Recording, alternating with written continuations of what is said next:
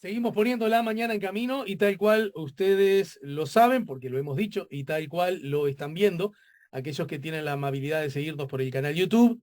A propósito, no olviden marcar con me gusta, dedito para arriba, me gusta a la transmisión, ¿sí? Puede ser. Y también suscribirse a nuestro canal YouTube si aún no lo han hecho. Les decía que con mucho gusto, con mucha alegría, con mucho entusiasmo, estamos recibiendo, ya es una bellísima costumbre, al profesor, investigador, docente, escritor, Carlos de Masi. Buen día, bienvenido, Bueno, Carlos. buen día, muchas gracias por la invitación. Veo que y gracias por aceptarla, Carlos, de verdad. Siempre tan generoso y siempre tan dispuesto para con este espacio, La Mañana en Camino y también muchos otros medios de comunicación. Te iba a Porque, decir, no sos especial, ¿eh? no, lo sé, lo sé, lo sé. Y está bien que así sea, por favor. Eh, Eso fue una maldad. tuya. Mía, claro.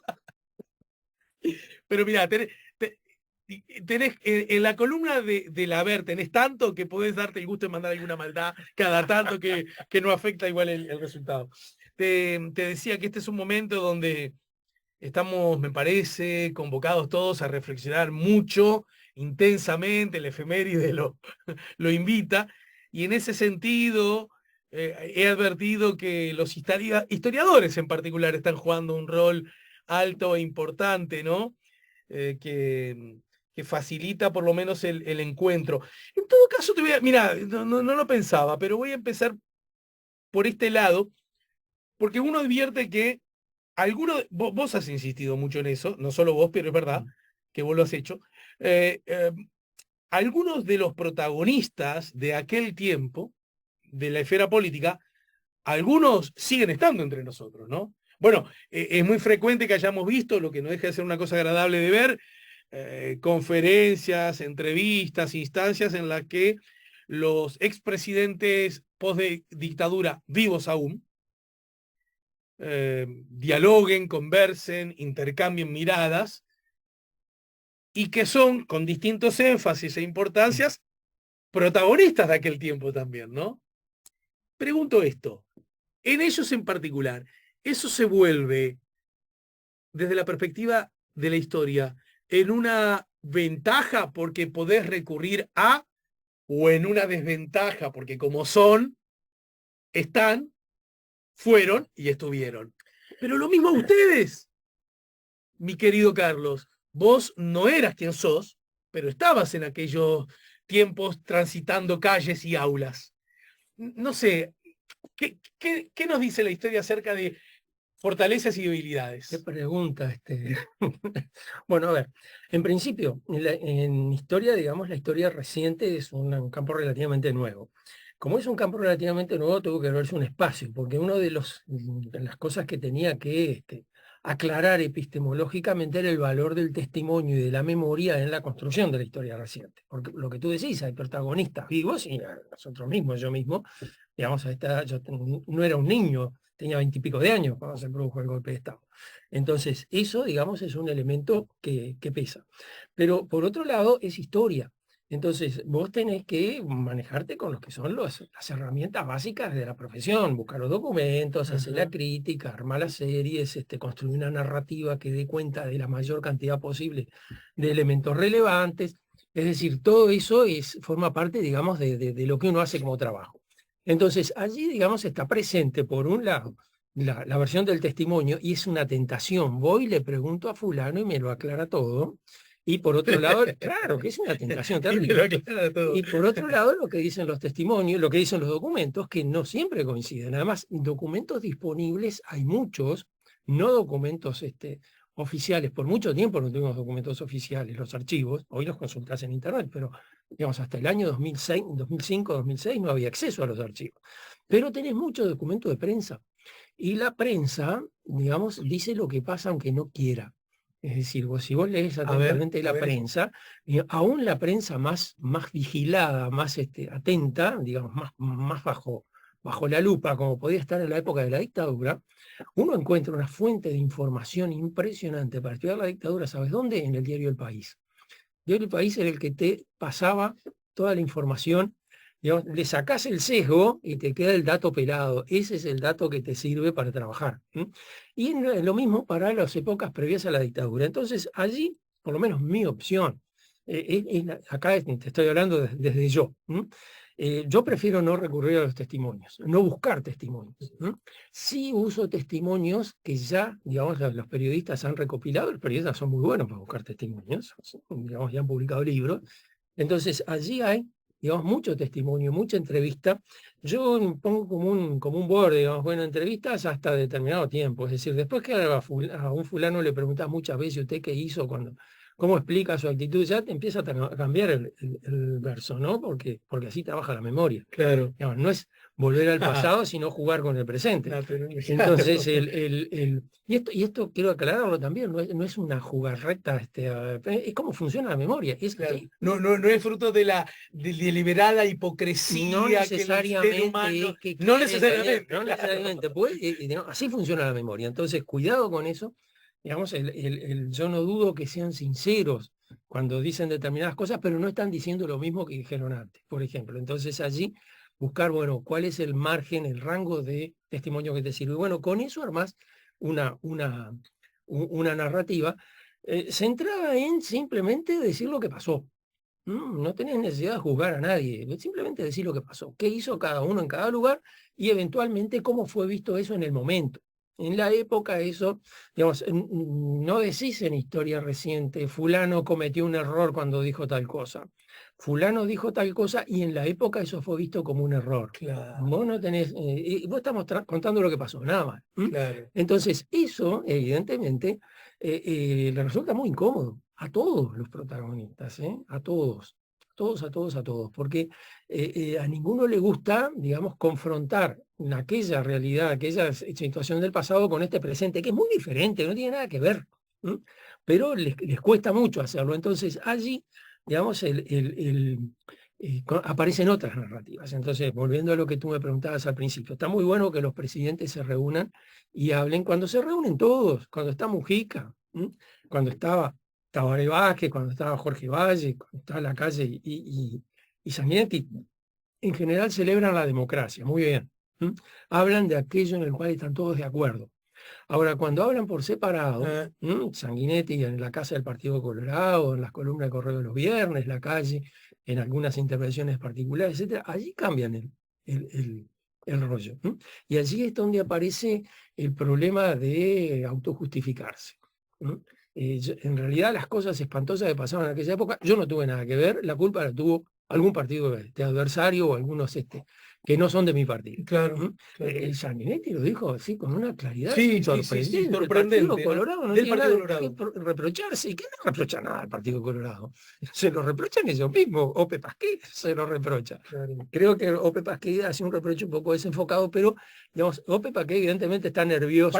Pero ¿por qué desenfocado? Porque yo recuerdo lo de Ope. Estamos hablando, no sé ahora últimamente, no lo he escuchado Ope, pero recuerdo aquella histórica intervención que además mereció unos epítetos muy duros del hoy fallecido Jorge Valle, Sí, ¿verdad? estoy pensando en una que hubo en la Casa del Partido Colorado el lunes 26, creo que fue, sí. que estaba El día anterior, sí. exactamente, que estaba Sanguinetti y estaba Ope Pasquet, y Ope Pasquet dice, bueno, que el Partido Colorado tendría que hacerse una autocrítica por haber llevado a Bordaberry como presidente. Esa es una línea que creo que ya tiene cierta trayectoria, que Ope insiste cada tanto en ese no termino asunto. de enfocarlo exactamente, pero me da la impresión de que no es ese el punto, porque en definitiva ningún partido puede ser responsable de los candidatos que se ponen bajo su lema, aunque teóricamente la dirigencia del partido puede negar el uso del lema. Eso no ocurre, en una elección competitiva no va a ocurrir.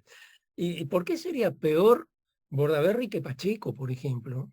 ¿O por qué sería peor Bordaberry que Aguerrondo, que fue candidato del Partido Nacional y nadie le cuestiona nada al Partido Nacional por eso? Fundador de los tenientes, ¿no? Fundador de los Tenientes de Artigas, el padre intelectual de todos los militares golpistas, que cuando se murió Aguerrondo, año 77 por allá, hicieron poco menos que un funeral de Estado, como que era un presidente de la República el que se moría. Entonces, ¿por qué eso es así? Entonces, digamos, ahí me parece que hay un desenfoque. No está ahí el problema, pero no termino de descubrirlo todavía dónde está. Te voy a decir que es un tema en el cual estoy pensando bastante. Porque... Es verdad esto que señalás, y es que el Partido Colorado, corrijo, muchos de los voceros más subrayados del Partido Colorado, algunos de ellos protagonistas, bueno, Julio Sanguinetti, porque yo no sé si queda otro. Creo que a esta altura sí Ya no, ¿no? de primera fila.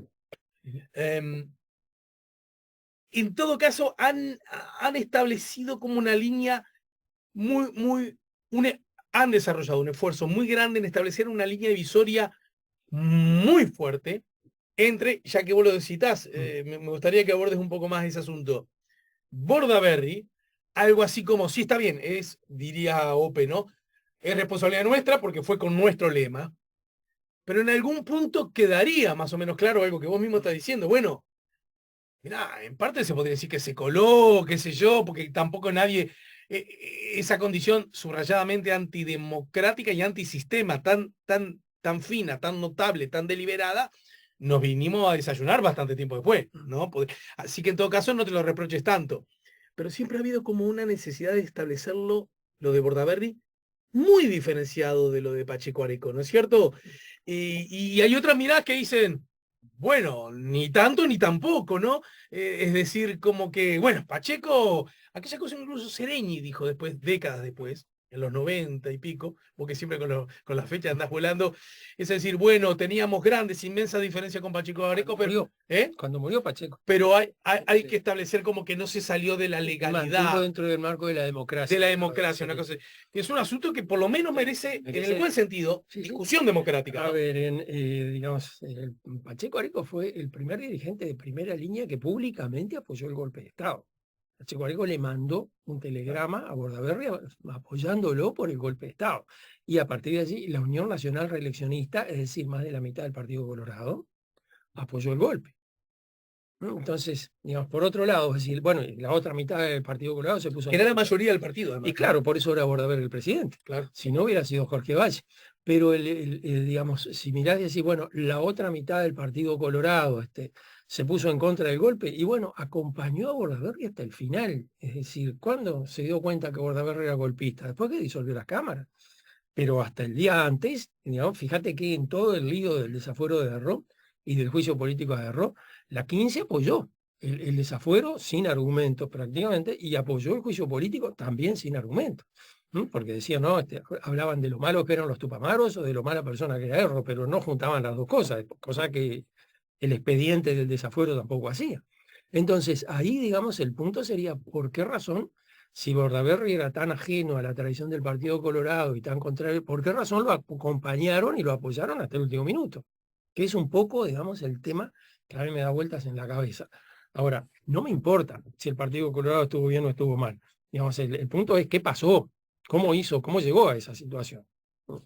¿Y cómo hizo? No sé, le estoy dando vueltas, no sé cómo hizo, ¿viste? Pero creo que cuando empezábamos hablando de OPE y yo te decía que me parece que Pasquet está un poco desenfocado. Me parece que está un poco desenfocado por estos motivos, por estos temas. Pero, a ver, como visualizar aquel acontecimiento o aquellos acontecimientos como explicándolo como una piedra grande en el zapato llamada Bordaberry, digamos. Es una piedra grande en el zapato que se llama Bordaberry. ¿Por qué caminaste con ese zapato desde el 1 de marzo del 72 hasta el 27 de junio del 73? Porque vos decís que pasaron cosas en broma. Claro, bueno, lo hablábamos creo que algún tiempo atrás contigo. Claro. Dimos el febrero amargo famoso. Claro, pero el febrero amargo, pero la ley de seguridad del Estado, el declarado de estado de guerra interno, todo ese tipo y todos los episodios del año 72 y de la primera mitad del 73, que mostraban que Bordaberry estaba, veía con cierta tolerancia, por ser amable, la invasión que hacían los militares de la esfera política, y no se daban cuenta. Y cuando lo denunció Vasconcelos, ¿qué actitud tomaron? ¿Qué hicieron ahí? Es otra de las cosas, ¿viste? Creo que el punto está ahí. Claro. Creo que el eje es Vasconcelos. Yo te reconozco a vos que has compartido aquí en la mañana en camino y seguramente también, obviamente, en otros lugares. Algo que me parece que hay como una mirada con cierto grado de distinción y es, si de verdad el golpe en efecto se produjo en febrero. Aquí Daniel Buquet ha dicho que esa insistencia del Partido Colorado reivindicando esa fecha es en el marco de que quedaría el Partido Colorado y algunos de sus integrantes como mejor parado, porque cito a Daniel, lo dijo acá como análisis político, no solo Vasconcelos, sino Zorrilla, ¿verdad? Era un militar en actividad, supuestamente no tenía partido. Claro, pero parece que es bastante notorio su vínculo con el Sí, Partido Colorado. también es cierto que si buscás a ver quiénes apoyaron a Zorrilla en eso, ¿qué dirigentes políticos se fueron a la Ciudad Vieja a acompañar a Zorrilla? Claro, Ninguno. claro, porque acá es complejo. Fíjate qué curioso nomás una cosa, y es que la redacción del diario Acción estaba pegada junto a donde caía la barrera que hicieron La Armada. la Armada, pero Jorge Valle no pasó para el otro lado. No dijo acá nos instalamos apoyando a la Marina y la legalidad. No lo hizo. Quedó ahí. Hay No, una pero foto es ahí. que yo pienso, a ver si me ayudas en eso. No, no quiero, porque quiero que hablemos del 9 de julio, el efeméride a propósito del día de ayer, que implicó un gesto de resistencia, ¿no? Bastante Claramente. notorio, Mm. ¿verdad? Me gustaría encontrar contigo, ayudarnos a que le demos la dimensión histórica. Pero volviendo a febrero, volviendo esos meses atrás, em, se puede decir que el gesto, digamos, de Zorrilla es el gesto de un militar al que le enseñaron cierta rigor institucional y que vio que se había desplazado ese orden y por lo tanto, más allá de las condiciones o características del presidente, entendía que debía hacer eso.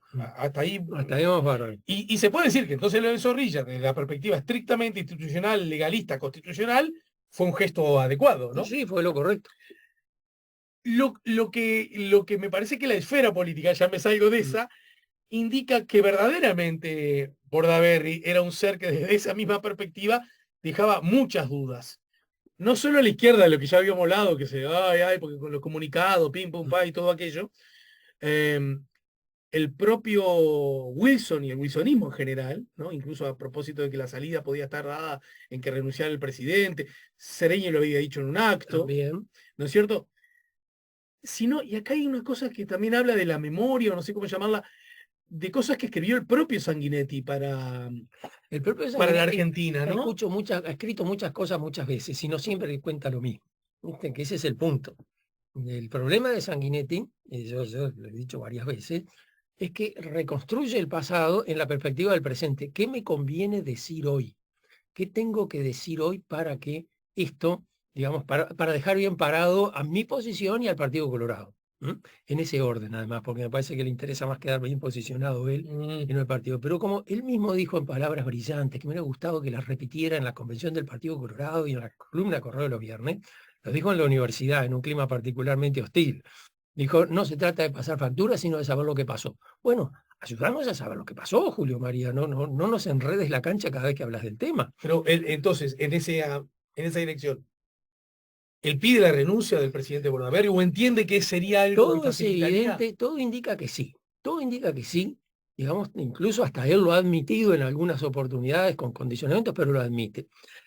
Él tuvo una reunión con Bordaberry en febrero del 73, en algún momento. Cuando el diario Acción informaba sobre todas las actividades de Bordaberry, que era una entrada y salida de gente que no figuraba la entrevista con Sanguinetti. Desde otro lado de la prensa se lo hicieron notar. ¿Por qué no aparece ahí la entrevista con Sanguinetti? Es decir, ya en el momento se supo que Sanguinetti se había reunido con Bordaberry por algo. Al día siguiente, en el editorial, Acción dice, con respecto a la reunión del diputado Acción, Sanguinetti, recordemos, Acción dirigido por Jorge Valle, redactor responsable Julio María Sanguinetti. Acción en el editorial, no en las informaciones, dice, con respecto a la reunión del diputado Sanguinetti con el presidente de la República, como informamos ayer, se trataba de una reunión puramente amistosa. Ayer no dijiste nada, y si mirás, digamos, la lista de cosas, no hay lugar para una reunión amistosa. No. Después, en la historia del golpe de Estado que escribió para La Opinión de Buenos Aires en julio, Sanguinetti decía que había tenido sí, una reunión con Bordaberry y que como amigo, que era una reunión de amigos, y como amigo le había dicho a Bordaberry por qué no renunciar. Y que Bordaberry le dijo, bueno, ¿y por qué voy a renunciar? Y Sanguinetti le dice, bueno, porque digamos, entraría el vicepresidente de la República, Zapelli. Y que Bordaberry le dijo, bueno, ¿y qué problemas resolvería eso? Porque los mismos problemas que tengo yo lo va a tener Zapelli. La respuesta obvia era, no, el problema sos vos, borrate, pero, digamos, y ahí se termina la transcripción que hace Sanguinetti en ese momento. Después, esa entrevista desapareció de su relato. No lo encontrás más, ni en los editoriales que escribe de vez en cuando, ni nada, ni en los libros. Escribió que se llamaba El temor y la impaciencia por el año 91, por ahí. No aparece. Cuando Campodónico le hace una larga entrevista a Bordaberry, que se llama Antes del silencio, allí Bordaberry dice, no, vino Sanguinetti y me pidió la renuncia. Yo le dije que no iba a renunciar, qué sé yo. Campodónico fue a hablar con Sanguinetti. Sanguinetti negó rotundamente eso, de ninguna manera. Eso no ocurrió. Y Bordaberry, confrontado de nuevo por el periodista, Bordaberry dice, bueno, si no fue él, fue otro, pero alguien me vino a pedir la renuncia a nombre del Partido Colorado. Con lo cual ya involucraba a todo el partido. Quedamos por esa cuando viene, digamos, el año 2008, por ella voy poniendo la fecha para que se vaya viendo lo que decía, ¿no? Año 2008, la caída de la democracia, 2008-2009, allí reaparece la reunión. Y ahí dice, de nuevo... El libro La caída de la democracia. El libro La caída de la democracia, o no me acuerdo exactamente, creo que la palabra no es caída, pero la agonía de la democracia, ahí va. Allí reaparece la reunión y en la versión de 1973 de La Opinión, es decir, fui a hablar con él, le dije esto, no me llegó el apunte, chao. Ahora, después, digamos, eso formaba parte de toda esa reconstrucción de la narrativa de Sanguinetti que apuntaba a centrar el problema del golpe de Estado en febrero. Coincido con lo que dice Daniel Buquet. Es decir, esto es una estrategia narrativa, no se trata de argumentar, digamos, de conocer, aclarar, esclarecer el pasado, sino de argumentar en relación a su posición presente. Ahora al Partido Colorado le interesa separarse de los episodios de febrero y bajarle la presión a los episodios de julio. Y cae en esas cosas tan absurdas como sacar una declaración, digamos, repudiando el golpe de Estado el 27 de julio, diciendo que el verdadero golpe de Estado fue en febrero y que en realidad el cambio de paz resolvió todo. Y de lo que es la fecha propiamente prácticamente no dice nada. ¿Para qué sacas un comunicado si esa fecha no pasó nada? Pero además hay algo, para terminar de entender, que pasa en febrero, y es que Vasconcellos dice lo que dice, y después que dice lo que dice y recibe todo tipo de diatribas, de insultos, ¿no? De ofensas, me ofendés. La rueda continúa igual, es decir, como que hay me da la sensación como que hay un gesto de catarsis, pero en el fondo no modifica. Claro, además, si está transcrito en el libro de Vasconcelos, y creo que forma parte de su amargura de ese febrero, en los editoriales y en las opiniones de los diarios colorados, y también el diario El País, etcétera, nadie dice Vasconcelos tiene razón. El Partido Colorado dice, bueno, sí, le agradecimos a las Fuerzas Armadas, ni que alcahuete, le agradecemos a las Fuerzas Armadas su heroísmo para luchar contra la sedición. Son funcionarios del Estado, están cumpliendo su función. Claro. Como dijo Ponce Echeverri en 1980, desde 1904 cobraron el sueldo y no pegaban ni un tiro, así que tuvieron que trabajar un poco. Eso es algo que de ahí en más yo siento que ha quedado como recurrente, que cada vez que las Fuerzas Armadas hacen algo, o ayudar a gente que perdió el techo, hay como un agradecimiento, ¿no? Estás cobrando el sueldo, no haces nada. Cuando haces algo, tenés que hacer. Pero a los maestros no, digamos, que van todos los días a dar clase, ¿no? No, los maestros no cuentan. O que hacen las asambleas fuera del horario de clase, por ejemplo, para no afectar el horario de clase. Eso no va. No cuenta la misma cosa. Pero te decía, el punto está en que nadie dice, ni la prensa colorada, ni la prensa blanca, el diario El País, que aparecía en aquella época, Vasconcelos tiene razón, se avecina un golpe de Estado. Es más, golpe de Estado es una expresión que no recuerdo si Vasconcelos se utiliza. No recuerdo si el mismo Vasconcelos, nadie Sí, entiendo. Nadie dice, sí, es cierto, las Fuerzas Armadas están invadiendo el espacio político. No, de eso nada. Lo que dicen es, Vasconcelos es buena persona, a veces un poco exaltado, se excede a veces en cosas, pero no pueden pensarse que está pensando en ninguna conspiración contra las Fuerzas Armadas, como dijo el comunicado de las Fuerzas Armadas. Y, digamos, viene el otro punto de esta estrategia argumental, que es centrar el problema en el contenido de los comunicados 4 y 7. Sí, porque el Partido Comunista... Claro. Los comunicados 4 y 7 los aceptaron todos porque era el sentido común político. Es decir, cuando los dirigentes políticos se subían a los estrados a pedir el voto de los ciudadanos, era lo que prometían. Eso no lo había inventado ningún partido político, venía del plan de la CID de 1965, del plan de soluciones a la crisis del Congreso del Pueblo desde 1965 también, que había adoptado la CNT. La CIE de Enrique Iglesias, La digamos. CIE de Enrique Iglesias, donde había un montón de elenco impresionante de Sí, economía. primera división, ¿no? Exactamente, desde Danilo Astori hasta Servino, Claro, estaban claro, todos claro. ahí. Entonces, digamos, el punto no es los comunicados 4 y 7, estar a favor o en contra de los comunicados 4 y 7. El problema es, los militares tienen que emitir comunicados como estos. Claro. Es lo lógico que los militares sean los que dan opiniones políticas al respecto. Y ahí encontrás también, unánimemente en la prensa, que todos dicen que sí. Incluso el diario dicen que sí, que tienen que está bien que los militares digan eso. claro. El diario de Sanguinetti. Pará, lo que constituye una fragilidad de la calidad Claro, democrática pero institucional, ¿no? absolutamente, una Es decir, claudicación impresionante. pero no es porque cuando uno dice estas cosas, porque estás desmereciendo. No, es que no es la tarea de, ¿verdad? Claro, porque es otra Pero cosa. desde ese lugar, ¿no? Exactamente de ese lugar. Es decir, cuando vos aceptás eso, estás aceptando una claudicación de la calidad democrática impresionante. Pero además lo dicen todos, y el diario Acción lo dice, eso es lo que el gobierno quiere hacer. Para reclamar eso, los militares no necesitaban sacar los tanques a la calle. Es cierto que no es lógico que no podemos pensar ahora que los militares van a volver a los cuarteles como en el pasado. Hice este silencio para que tengan conciencia de lo que están diciendo. Pará, pero ¿quién dice eso? El diario Acción. El sábado, el editorial del sábado 10 de febrero de 1973. Pero pará, me hago el distraído como si yo hubiese nacido en Hungría, pero hablo español, ¿de acuerdo? Te sale bárbaro el español. Gracias. Lo estudié sí. bien. por correspondencia. Lo que quiero decir es, el espectro de izquierda, desde el Partido Comunista al PDC, a la CNT, se le reprocha, y yo como ciudadano de este tiempo también lo hago, que quede claro, que hayan coqueteado, que les haya parecido, digamos, bien, o que a lo mejor era por ahí, esa sacadita de pecho de los militares con relación a la realidad del país, se le reprocha, ¿verdad? Baja confianza en el sistema, en el fondo no son demócratas cabales, acá queda demostrado que que nunca tuvieron vocación democrática. Por ahí viene la mano, ¿no es cierto? Sí.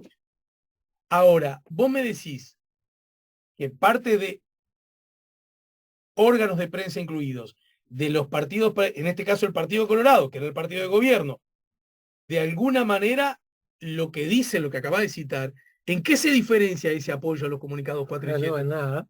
No solo que no se diferencia en nada, sino que además, a medida que el tiempo transcurre, que se encuentra la solución, entre comillas, al tema cuando Bordaberry pacta con las Fuerzas Armadas en Boisolanza, Partido Colorado, el diario Acción, anuncia que va a seguir apoyando al gobierno, a pesar de que no tenga ya ministros en el gabinete, y además en Boisolanza rodó la cabeza de un político quincista y el diario Acción no le dedicó ni una necrológica. Barrios Tassano era un subsecretario de la presidencia, era de la 15, los militares dicen... Y después fue canciller, ¿verdad? Exactamente.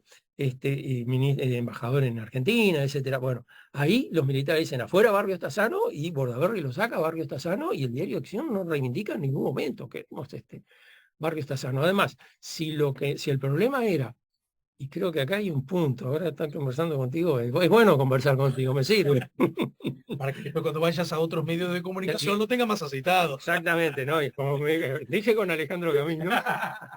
No, pero en serio, si el problema era, y como yo creo que era, la rebaja de la calidad democrática que implicaba aceptar que los militares pudieran emitir esos comunicados, mucho peor es aceptar que los comandantes participen en el gobierno, en el COSENA. Y fíjate que los partidos mayoritarios lo aceptaron sin problema. Claro, porque el COSENA no existía, No existía, se inventó allí, no está previsto en la Constitución, y es el golpe de Estado. ¿El COSENA nace con Boisolanza, el pacto? Nace con Boisolanza. O sea, Bordaberry negociando con los altos mandos militares. Los militares le dicen, bueno, esto es lo que nosotros queremos. Y aparentemente Bordaberry miró eso y dijo, pero es lo que yo quiero también. Bueno, ¿para qué nos vamos a pelear? El Consejo de Seguridad Nacional, integrado por el presidente de la República y los comandantes, que enmarque las grandes líneas para seguridad para el desarrollo, sacar a fulano, mengano y sultano de los cargos que ocupan. Bueno, uno de esos era Barrios Tassano, sí, cómo no, cuenten conmigo. Lo curioso es que, a pesar de, siguiendo esa lógica, pero muchachos, estamos discutiendo sobre nada porque ustedes quieren lo que yo quiero. La solución no fue, entonces déjeme poner al ministro de Defensa, que a mí se me había ocurrido. no, déjenme poner al ministro de Defensa que ustedes quieran. Claro. Entonces ahí quedó un médico, Walter Ravena, como ministro de Defensa, que en realidad de Defensa, no sé si sabía por qué punta cerraba una escopeta, que además cuando asumió el 13 de febrero, en su discurso, dijo, en fin, unas palabras de circunstancia, y dijo que creo haber interpretado fielmente el pensamiento de las Fuerzas Armadas. Yo no tengo pensamiento. El Che, lo dije bien, ¿no? Sí, exactamente, puedo seguir. Ay, Sí. me río, pues. No, es trágico, Es trágico, trágico, pero además nadie lo señala, nadie dice, miren que acá pasó tal cosa. Es decir, el Partido Colorado, Sanguinetti, el diario de Sanguinetti, que tan rebelde parece con el tema de febrero, aceptó el COSENA y anunció que iba a seguir apoyando al gobierno, independientemente de que no tuviera mayoría parlamentaria, de que no tuviera, perdón, ministros en el gabinete ni nada por el estilo. Es decir, miren que cuenten con nosotros, sí, estamos del lado de ustedes. Bien. Pasan las semanas, estábamos en febrero, pasa todo marzo, todo abril, todo mayo, y estamos llegando a finales de junio, bueno, que es el efeméride que está. Puedo hacer una aclaración que siempre la hago, no, antes de dejar aquel tema. El que dijo, está muy bien lo que hicieron los militares, pero tienen que volver a los cuarteles, no es su tarea. Es decir, aceptaba los comunicados 4 y 7, aceptaba el gesto, pero ya está bien, no vuelvan a casa. El único que lo dice es Ferreira Aldunate. Así que vamos a reivindicar la posición. Es decir, hasta acá está bien. Hasta acá estuvo bien, pero ya si siguen para allá no está bien. Ahora, fíjate que aún así uno dice, bueno, pero entonces Ferreira aceptó un montón de cosas que desde una estricta pureza democrática no podría haber aceptado. Claro. Claro. Lo que pasa es que, bueno, a propósito de esto que vos arrancaste diciendo, ¿no? Cómo con el paso del tiempo uno empieza a seleccionar, a veces en un efecto simplemente de memoria que se adapta al tiempo del hoy, a veces con la firme intención en las familias, en nuestras vidas pasa, ¿no? De ocultar episodios sobre los cuales no tenemos respuestas, o las que tenemos nos avergüenzan o nos incomodan. Eso nos pasa a los seres humanos, constante, permanentemente, ¿no? También, claro, en esa misma dirección hay que decir que Wilson Ferreira dice, votamos guerra interna y no debimos haberlo hecho, ¿no? Que es algo que... Sí, incluso Carlos Julio Pereira se lo reprochó cuando se propuso la ley de caducidad en el año 86. Carlos Julio Pereira, Ferreira dijo, bueno, es esto porque Medina tiene las citaciones en la caja fuerte y no las va a soltar, y digamos, la alternativa es esto o un golpe de Estado. Y Carlos Julio Pereira le dijo, bueno, ya una vez me hicieron votar una ley que si no la votaba se venía el golpe de Estado, voté la ley, se vino igual el golpe de Estado. Claro. Yo otra vez no entro en esa, discúlpeme, no voy a votar esta ley, se lo y se fue. Atrás de él se fue Uruguay Turné. Es decir... Cacho López Balestra también. Cacho López Balestra la votó y se arrepintió espantosamente. Mira, no recordaba que Cacho la había votado. Sí, que la votó. Porque él se va de por la patria en ese contexto, ¿no? En ese contexto, claro, porque le votó y después dijo qué espantoso lo que hice. Y ahí enseguida, ¿viste? No es un tipo que lo fue pensando después con el tiempo, no, fue dramático para el wilsonismo, esa instancia, fue terrible, digamos, terriblemente dolorosa, y además después Ferreira no vivió lo suficiente como para poder recomponer el sector, ¿no? De hecho, de ahí en más... No, claro. Sobreviene su enfermedad. Exactamente, toda esa situación, además, en fin, una contingencia dramática donde lo personal se junta además con la dimensión política, digamos, política general, porque no era indiferente que Ferreira Aldunate estuviera más o menos enfermo o que su enfermedad evolucionara más o menos rápidamente. Claro. Quería mencionarte el caso de Ferreira simplemente para salvaguardar la situación, pero estaba yéndote para... No, porque quería, justamente, yo sé, yo a veces hago el ejercicio deliberado de mirar las cosas con cierta ingenuidad o con los pies demasiados en este momento, digamos, de trayectoria democrática post recuperación del 85 para esta parte, que en líneas generales el volumen de las libertades y de las respuestas que la democracia, el Estado de Derecho ha dado desde muchas áreas a la ciudadanía, esta es una opinión un poco personal, Carlos, han sido relativamente satisfactorias para la población. Quiero decir, las libertades son mayores, las libertades políticas en particular son incuestionables. El Uruguay ha sido gobernado por los grandes partidos del Uruguay y la rueda institucional ha funcionado sin desaires ni complicaciones. Sí. Hay muchas zonas. La normalidad democrática ha sido la norma. Por supuesto que quedan pendientes demasiadas cosas. Siempre. Algunas de ellas quizá vinculadas a eso mismo, ¿no? Del poder que explícita o implícitamente han y siguen teniendo las Fuerzas Armadas en muchas áreas, no solo dando respuesta a asuntos pendientes todavía de verdad, memoria y justicia, que ya con eso alcanza y sobra, sino también de su propio funcionamiento, ¿no? De las internas, es como una zona todavía de cierta nebulosa, ¿no? Una zona oscura. ¿Verdad? Sí. Estoy dando datos pretendidamente objetivos, ¿no es cierto? Con ese interés por lo menos. Ahora bien, entonces desde ese lugar, y aún con las diferencias notorias que había de los actores políticos, no logro entender cómo el golpe de Estado llega, las cámaras se disuelven, y puedo entender que las primeras horas sean como de desconcierto, el primer día, el segundo día, el tercer día, pero el 9 de julio, es decir, hay un llamado y grosereo, porque eso nunca es probable, no está todo el mundo, o si querés todo el mundo, yo entiendo que hasta pueda no ir la barra, las masas, por temor, legítimo temor que las personas tienen acerca de su vida, su seguridad, miedo, ¿no? Sí, claro. Ahora, los actores políticos, ¿no? Los que nos representan, los que dicen estar en contra de... No, te juro, hago un esfuerzo y me gustaría entenderlo, para lo cual te pido que desde el punto de vista histórico hagas el esfuerzo luego de esta pausa. ¿Te parece? Bueno, ¿qué más remedio? Déjame, para irnos a la pausa, citar este libro, que es un libro que entiendo es muy valioso, y además esta nueva edición corregida y actualizada, Tiempos de dictadura, 1973-1985, Hechos, voces, documentos, la represión y la resistencia día a día, de Virginia Martínez. Acá se los muestro más cerca de la cámara para que puedan verlo. Vamos a estar conversando más temprano que tarde con su autora. A propósito del 9, dice la CNT, el Frente Amplio y un sector del Partido Nacional convocan a una movilización por la avenida 18 de julio a las 5 de la tarde. La convocatoria dice, a las 5, en 18, entre la libertad y la independencia. Bueno, vamos a ver qué pasó ese día, qué significó y por qué es señalado como un gesto de envergadura histórica, ¿sí? Estamos con Carlos de Masi, estamos poniendo la mañana en camino.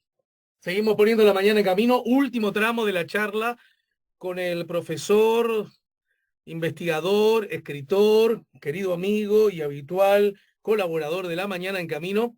Estamos con Carlos de Masi hablando en el marco de los 50 años de la dictadura, estamos hablando del 9 de julio, esa jornada que, según consigna en el libro Tiempos de Dictadura, escrito, nueva edición a propósito, acaba de ser reeditado, corregida y actualizada, de Virginia Martínez a través de Banda Oriental, subraya: 9 de julio, la CNT, el Frente Amplio y un sector del Partido Nacional convocan a una movilización por la avenida 18 de julio a las 5 de la tarde.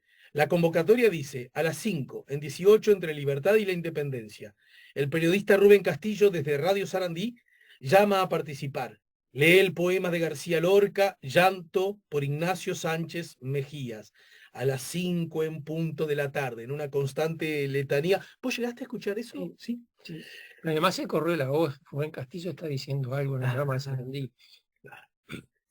La multitud grita, tiranos temblad.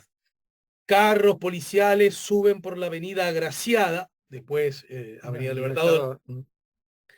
Hay disparos y gases lacrimógenos. Empieza la represión. La gente corre, se dispersa, se agrupa en las calles adyacentes y vuelve a 18. Helicópteros sobrevuelan la avenida. Hay enfrentamientos en los cruces de 18 con Río Negro, Julio Herrera y Convención.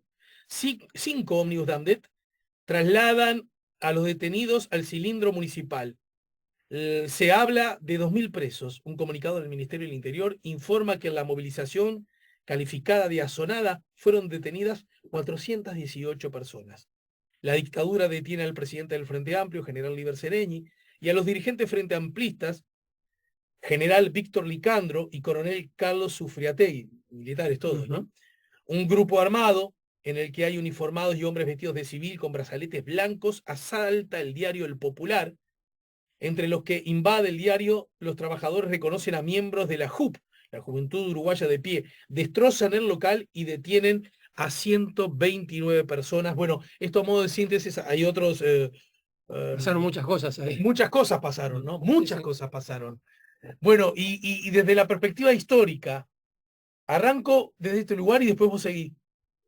¿Por qué no estaba todo el sistema político marchando? Porque son las instituciones. Los que creen en la socialización de los medios de producción y en los que creen que los sindicatos no deberían existir, por él, ¿no? Para hablar de extremos. Pero vos, con esto no se juega, ¿no? Bueno, justamente, digamos, eso es algo que después aprendieron el sistema político y, por ejemplo, en movilizaciones en tiempo de la transición y de la apertura participaban todos, convocaban a todos y todos participaban. El acto del Obelisco tenía menos presión, digamos, represiva que la que tuvo esa movilización y estaban todos, todo el elenco en el estrado, sin falla. No es que fueron porque la presión represiva fuera menor, fueron porque el cálculo político fue diferente. Ferreira Aldunate ya estaba en Buenos Aires, así que no podía, digamos, participar en ese sentido, pero invitó a la gente a participar y había gente de Ferreira Aldunate, había blancos en esa movilización, como seguramente había también colorados, ¿no? Ahora, sí, el Frente Amplio se comprometió muy fuerte con eso, estaba Sereñi y todo el grupo, ahí empezó la serie de detenciones de Sereñi que va a prolongarse hasta marzo del 84. Sí, esa fue la primera, ¿no? Esa fue la primera, y entró y salió varias veces, 2 o 3 veces. Ahora, ¿qué pasó con el resto? Bueno, es una buena pregunta, es decir, Jorge Valle estaba en Montevideo, pero no hizo ningún gesto visible con respecto a esa movilización. Lo mismo Washington Beltrán, lo mismo Mario Heber, lo mismo, es decir, te estoy diciendo dirigentes políticos que se habían proclamado contra el golpe de Estado. Tampoco, digamos, no estaban ni tampoco dijeron hay que ir. Es decir, tampoco dijeron que su gente fuera. Entonces, la CNT, que en ese momento es mucho más que los votantes del Frente Amplio que están sindicalizados, es decir, la CNT en esa etapa, en ese trayecto, estaba convocando a todos los trabajadores y todos los trabajadores se sentían convocados. Ahí, digamos, en las ocupaciones no solo había Frente Amplista, en las movilizaciones de la CNT no solo había Frente Amplista. Entonces, toda esa movilización, digamos, hizo el conglomerado que se formó en ese momento. Pero sí, faltó, digamos, como faltó en casi todo, desde el golpe de Estado en adelante, desde el 27 de junio en adelante, faltó la presencia de los dirigentes políticos, ¿no? Algunos porque apoyaban y otros que no apoyaban se fueron a sus casas, ¿no? Allí es difícil evaluar esto, ¿no? No es fácil. Porque por un lado uno dice, bueno, los dirigentes políticos, y es lo que se espera de ellos, tendrían que habérsela jugado un poco más, ¿no? Tendrían que haber hecho algo más, otro gesto. Es decir, cuando el 27 de junio fue disuelta las cámaras, la primera reacción que tuvieron algunos dirigentes políticos y empezaron a tener, digamos, contactos para sacar eso, reunir en algún lugar la Asamblea General, algún lugar neutral, digamos, y allí proclamar la destitución de Bordaberry, el inicio de un juicio político, nombrar un presidente interino y entonces reconstruir una normalidad. Eso no se logró, es decir, era difícil. Fíjate que durante todo el gobierno de Pacheco no se juntaron 130 votos, no se juntaron ni siquiera la mitad para reunir la Asamblea General para levantar las medidas de seguridad. Menos en esas circunstancias ibas a conseguir a gente, cuando ya había sectores como el pachequismo o el herrero ruralismo que apoyaban el golpe, que ya era sabido que estaba. Eso no salió. También es cierto que si hubiera salido, descuento, las Fuerzas Armadas hubieran rodeado el lugar y se llevaban preso a todos.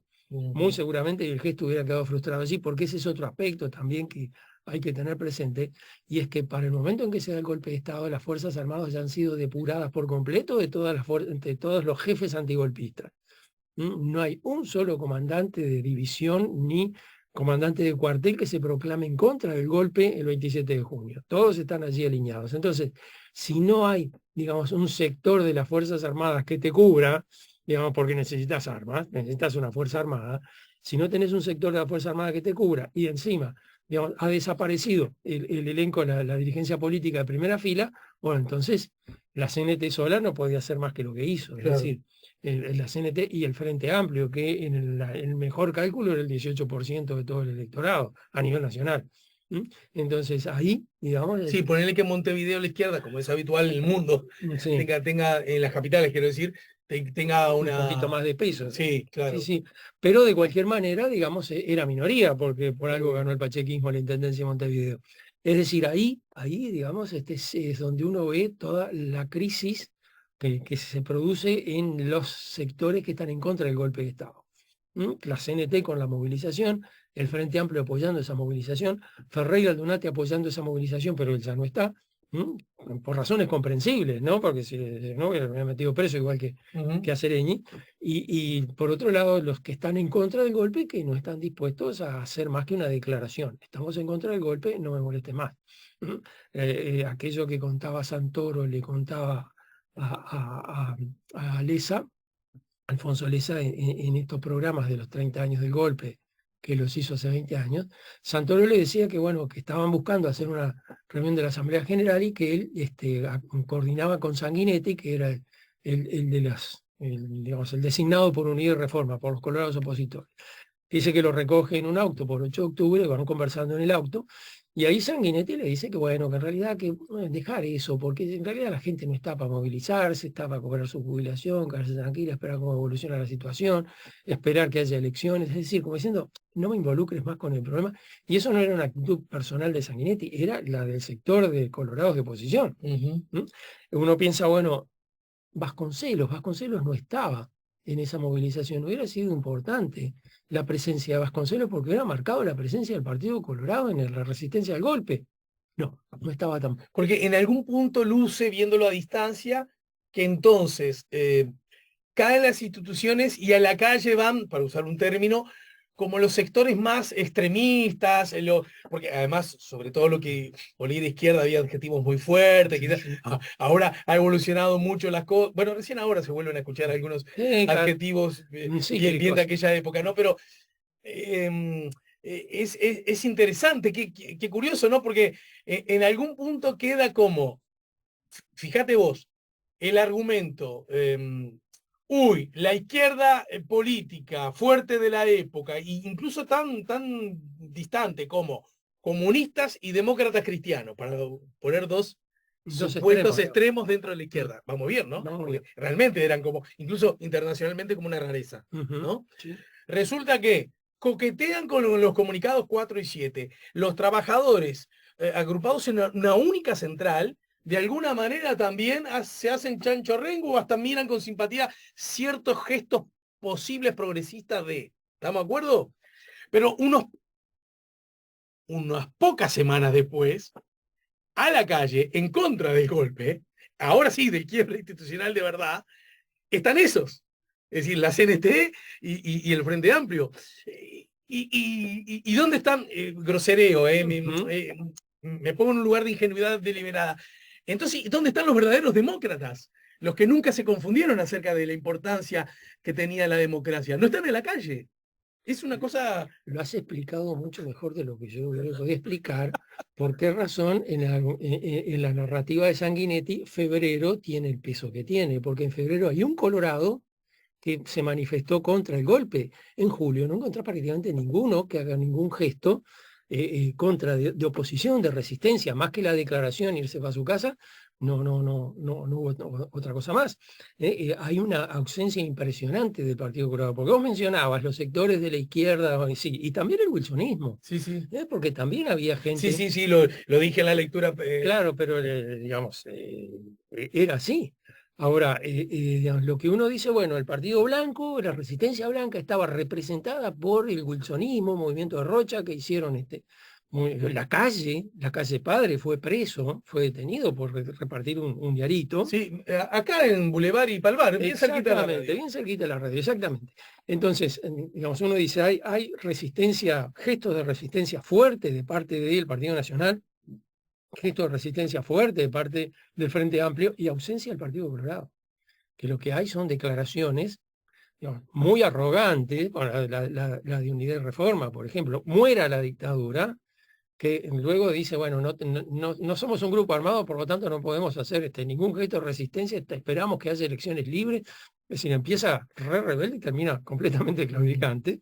Bueno, es eso, digamos, lo que a mí me da la impresión de que eh, explica el giro del discurso de Sanguinetti, que va a centrarse fundamentalmente en los episodios de febrero, porque por lo menos hay un dirigente colorado que dijo algo contra el golpe de Estado. Ahora salen todos, digamos, creo que en la próxima convención colorada van a repartir una camiseta que diga todos somos Vasconcelos.